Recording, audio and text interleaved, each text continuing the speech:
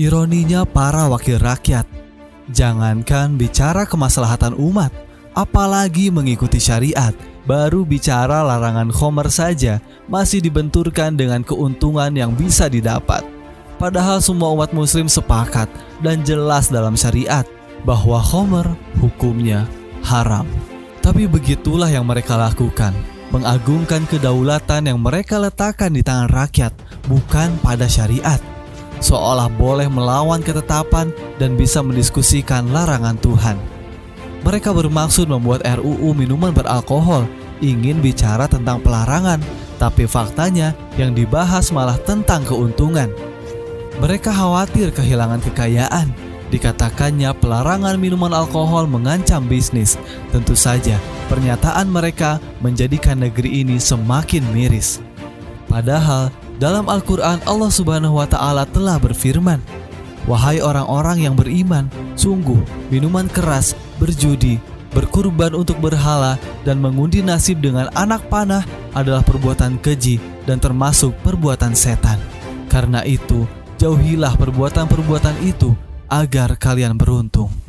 Tapi inilah negeri plus 62, negeri yang masih memuja demokrasi, suara rakyat yang jadi penentu konstitusi, di mana Tuhan tidak mereka libatkan, hanya peduli tentang keuntungan, tak peduli tentang apa yang akan ditimbulkan, menolak fakta bahwa khamr biang segala kejahatan. Mereka lupa bahwa bibit dari tindakan pencurian, pemerkosaan, hingga pembunuhan didominasi oleh hilangnya akal sehat akibat minuman alkohol yang mereka pertahankan. Pantas jika Nabi Shallallahu Alaihi Wasallam menyebut khamr sebagai ummul khaba'its, induk dari segala kejahatan. Khamr adalah induk dari kekejian dan dosa yang paling besar. Siapa saja yang meminum khamr, ia bisa berzina dengan ibunya, saudari ibunya, dan saudari ayahnya. Masihkah negeri ini akan bertahan atau tinggal menanti kehancuran? Sampai kapan ingin mengikuti syahwat kekuasaan, jabatan, dan kekayaan?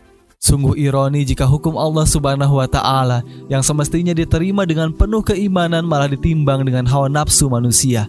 Dicari celah untuk membatalkannya, diperhitungkan apakah akan merugikan mereka secara materi ataukah tidak. Mereka lupa bahwa Allah Subhanahu wa Ta'ala telah berjanji akan menolong hamba-hambanya yang senantiasa taat berpegang pada hukum-hukumnya.